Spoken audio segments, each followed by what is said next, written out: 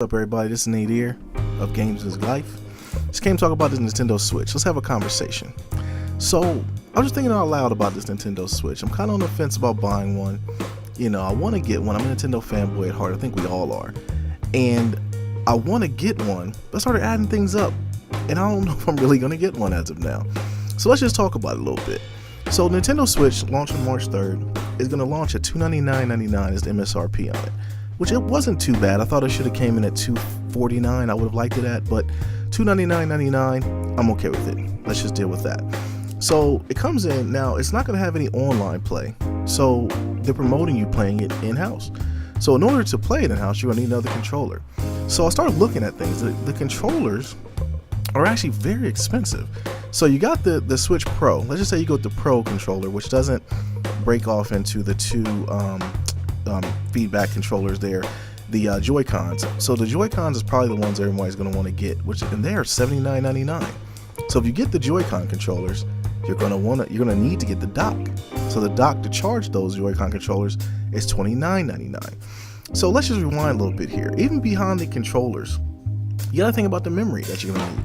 I mean, the Switch is actually launching with 32 gigabytes of internal storage, which isn't a lot at all. Now, a person like myself, who's all digital on my Xbox One and of course on PC as well, I'm not going to be one to really want to get cartridges.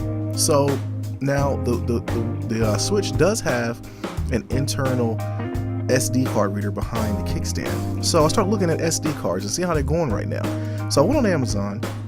I found an SD Class 10 64 gigabyte for $22.95. Not bad at all. So I figured I can get one of those, throw it in there, wouldn't be too bad. So you start adding it up though, and for instance, like the 32 gigabytes of internal storage. So let's say you get Zelda. Zelda's the game everybody wants to get. That's a 13.4 gigabyte install. So that's 41.9% of your internal storage is going for one game. Now mind you, the Switch is only launching with 5 games, but eventually it's going to have more games come out. You're going to want to get more and more games. So all digital looks like it's gonna probably be all nothing. You're not gonna be able to do it. So let's just say you do get, a bigger SD card. It's gonna support up to 2 terabytes of an SD card. They don't even make those as of yet. I think the largest ones they make right now are 256 gigabyte storage SD cards, but they cost more than up to $150. I'm not gonna put that type of money into it. I don't think anybody's really gonna do. Now, mind you, once more games comes out, SD cards might be cheaper at that point, but who knows? So being that, Nintendo dropped the ball on the online service, like I said, they're going to want you to play, in-house. So basically promoting the gaming together, which I think Nintendo's thing. That's what they want you to do, like a family gaming type thing. So I don't know if that's really, going to appease to the hardcore gamers. They're going to really want to get it. It sounds like Nintendo is selling this for Nintendo fans.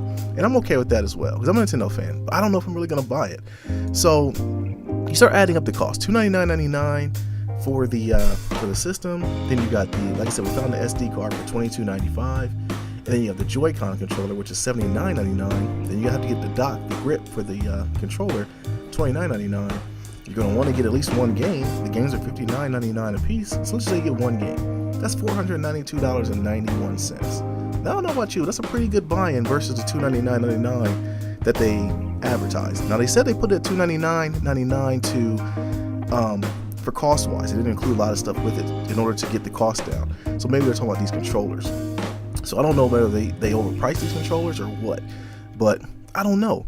So let me know what you guys think, man. $299.99 for the console, and adding on all the different peripherals. And I ain't even talking about the dock. I mean, if you want to get another dock, like you have another TV that you want to have it hooked up to, you don't want to unhook your dock, those are $89.99 MSRP. So I don't know, man. Let me know what you guys think. Is it too high? Are you still going to cop one? Are you going to buy one? I'm definitely on the fence about buying one. I think adding all this up together kind of pushed me out of that realm, especially when only game I really want to play is Zelda. I still have a Wii U upstairs that has a 3-inch layer of dust on it I need to clean off. So I'm going to probably buy Zelda for that and just play on that system versus buying the Nintendo Wii. The Nintendo Switch. I keep calling it the Wii. The Switch, aka the Wii U 2, that's what I'll call it. So I'm not gonna cop one as of now. Let me know what you guys think, man. Leave it in the comments below. As always, man, this is Nate here, 1/3 of the super group that's Games is Life. Drink more water, people. Peace.